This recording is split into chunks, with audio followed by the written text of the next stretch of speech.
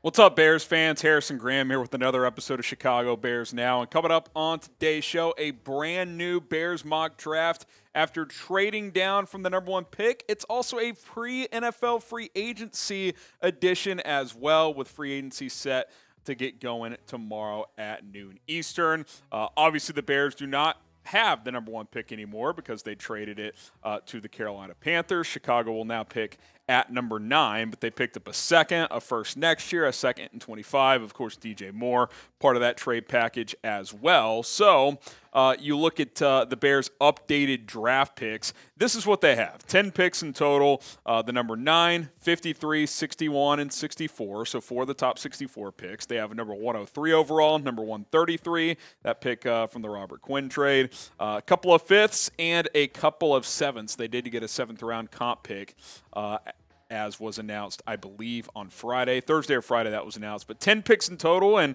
decent chance will end up being more if Ryan Poles trades during the draft. All right, who is your dream draft pick at number 9 overall for Chicago? Today's mock, I'm not doing any trade, so dream pick at number 9 overall. Let me know what you guys think down in the comment section below. Who would you like to get if you could get that player?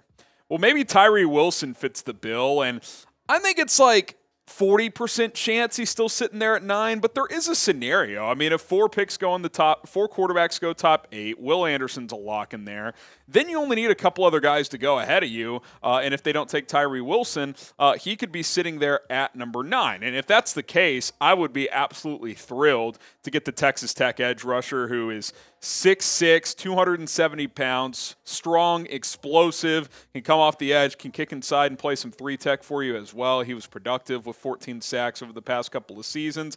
I think it's a very, at least decent possibility that he's sitting there at number 9. The way this mock draft fell is he was there at number 9. A lot of quarterbacks early, as you would expect, with Bryce Young and C.J. Stroud going 1 and 2 to Carolina and Houston. Arizona stayed at 3, took Will Anderson Jr., the edge out of Alabama. Anthony Richardson, the pick for the Colts at number 4. Seattle went ahead and said, we'll take Will Levis, develop him, sit him behind Geno Smith for a year or two.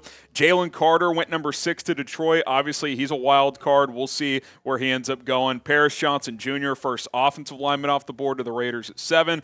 Eagles traded up from 10 to get Christian Gonzalez at number 8.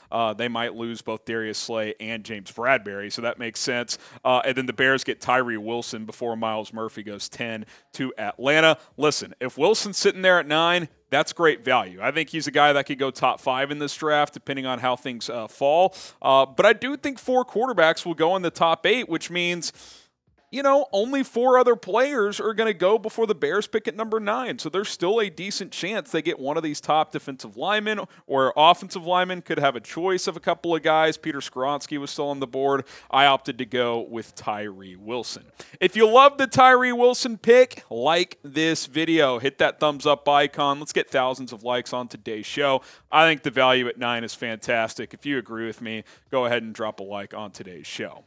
I'm also a big fan of my 2nd-round pick, round 2, pick number 53, Dalton Kincaid, the tight end out of Utah. It's not a top need, but I don't think you can have enough weapons on this offense, and you pair him with Cole Kmet in this new-look wide receiver room, that's a pretty fun offense. Kincaid can really stretch the field well, work that seam, and give you some different 2 tight end looks. We know that this offense likes to run multiple tight end sets. I think that could be a fun one with Cole Kmet as a pretty good blocker and obviously as an improved receiver. Get Kincaid more of a receiving first tight end to pair with him. How about Jaelyn Duncan, round 2, pick number 61, that 2nd-round pick coming from Carolina. The offensive tackle out of Maryland, good size at 6'6", 320 pounds. I think you need a right tackle pretty clearly. I think the Bears will likely sign one in free agency, but if they don't for whatever reason, or if they swing and miss on 1 or 2, then Jaelyn Duncan could be that guy. If not, maybe he's a swing tackle or someone that kicks in. You probably don't want to draft a swing tackle in the 2nd round, but with what we know right now, at this exact moment, the Bears don't have a permanent right tackle answer. I think Jaelyn Duncan could be that guy.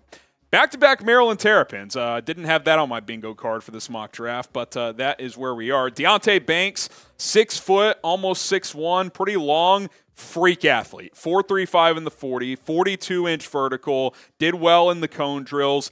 That's the type of athletic profile Ryan Poles and Matt Eberflus like. Obviously, the tape is going to be the most determinant, but I think his tape is good enough. With his athletic profile, I think he's got CB2 potential for sure.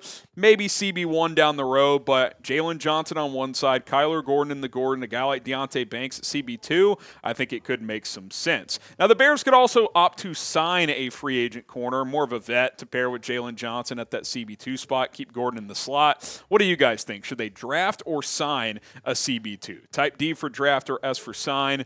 Get your votes in down in the comments below. Now, today's show is sponsored by Fume. And listen, guys, we all have bad habits, but we got to turn those negative habits into a positive one, and that is what Fume is trying to do. They're on a mission to accelerate humanity's breakup from the bad habits that consume far too many of us. Fume is a natural diffusive device that uses plants and behavioral science to trade out your negative habit for a positive one. I'll be honest, I did not expect much out of Fume when I got it, but the minty sensation is really powerful and really hits the back of my throat. They have a couple of different flavors that I like. Really easy device to hold and use here. The maple pepper is my personal favorite, but they also have white cranberry, crisp mint. Try the different flavors, see what works well for you. Now, I do want to make it clear, Fume is not a vape. It is a non-electronic device designed to transform your negative habits. The easiest way to stop a bad habit is to switch to a positive one, and Fume is designed perfectly to do just that. So head to tryfume.com/chatsports and use code chatsports to save 10% off when you get the journey pack today. That is tryfum.com/chatsports, tryfume.com/chatsports. Code chatsports going to get you 10% off at checkout. Fume, going to turn your negative habit into a positive one. Let's keep this mock draft rolling. Keeanu, Benton, the defensive tackle out of Wisconsin. First pick of the 4th round. I think that's the range for him. Late day 2, early day 3. Has potential for a starting 3 tech. I don't think you want him starting as a rookie, but if you sign one of these veteran 3 techs like a Draymond Jones or a Javon Hargrave, bring Benton in here. He can be a rotation guy as a rookie and maybe develop into a starter down the road.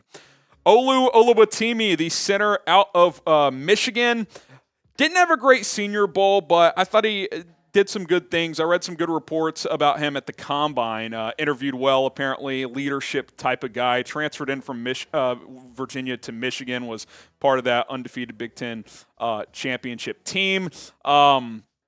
You know, I don't know if he's ready to start as a rookie, but maybe you roll with Lucas Patrick for one more year. Oluwatimi, you know, learns for a season, and then is your starter in 2024. I think that's a possibility. I certainly like John Michael Schmitz better, but he was not on the board when I picked in round 2, so I took Oluwatimi here in the 4th round. Now, Bears free agency and draft coverage is heating up following the trade of the #1 pick, and with free agency starting tomorrow, lots of stuff going on. This is the time to subscribe if you haven't. Turn on your notifications because multiple videos per day, just like today, is going to be the setup for the next several days. Plus, we're going to be live tomorrow for day 1 of free agency at 11 a.m. Eastern, 10 o'clock Central Time. That is the plan. So join us for that. Hit that subscribe button. Tyjae Spears, a fun player in this draft. Round 5, pick number 136, the running back out of Tulane. Really jumped off the page at the Senior Bowl. He's a fun player. He can catch the ball. He can run between the tackles. He can block well enough. Certainly has some developing to do, but as a small school product, really stood out to me, and I think early mid-day 3 is a proper value for him. Obviously, we await and see what Ryan Poles opts to do with David Montgomery. Does he bring him back? Obviously, he's going to let Montgomery test the market and see what his market is, and, you know, if Montgomery comes back and says, hey, these are the offers I'm getting, will you match that? Then Ryan Poles will make a decision. I think Monty would like to return. Poles has said that he would like to bring Montgomery back, but he's not going to overpay to do it, so we will have to wait and see how that plays out. And if they don't bring him back, I think drafting a back to pair with Khalil Herbert makes a lot of sense. Jalen Graham, the linebacker out of Purdue. You could go linebacker earlier in this draft, but it never really lined up based on where the Bears were picking and who was available to do that. So get Graham here in the 5th round. I think he can be a rotation player as a rookie, special teams guy, develop into a starter potentially down the road. But if you don't draft one until now, you'll probably have to sign someone to pair with Jack Sanborn, and maybe they will with a guy like Bobby Okereke. What is the bigger need for this Bears defense? Is it cornerback or linebacker? Because obviously defensive tackle and edge are the top 2 needs, but after that, I think it's either getting another corner or linebacker help. I'd lean linebacker, even though corner is the kind of the more important position, if you will. But Matt Eberflus has talked about it a lot. After the 3-tech spot, will linebacker is a major impactful position on this defense, so maybe it is linebacker. Let's go Dontay Demus Jr., no 6th-round pick, pair of 7ths, though. Another Maryland Terrapin, ironically enough. Decent athlete. You're in round 7.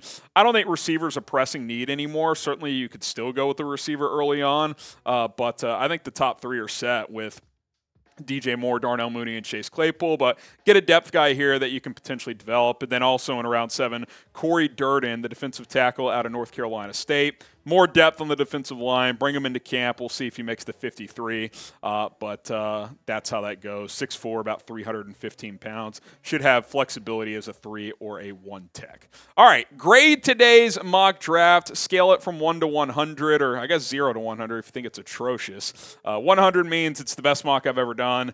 1, 0, whatever. You think it's absolute trash. Drop me a number grade in the comments. And just to rehash for you are like, I don't remember what you picked. Well, here are the picks.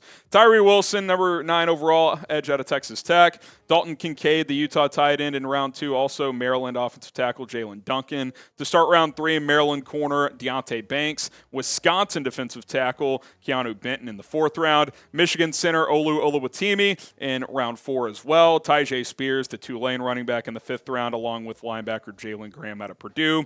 Then a pair of 7th-round picks, Dontay Demus Jr. and Cory Durden. And that wraps up my latest mock draft now that the Bears no longer have the number 1 pick. All right, guys, grade the mock draft, scale 1 to 100. Join us tomorrow for our free agency special. Don't miss it. Subscribe and turn on notifications, and we will see you tomorrow.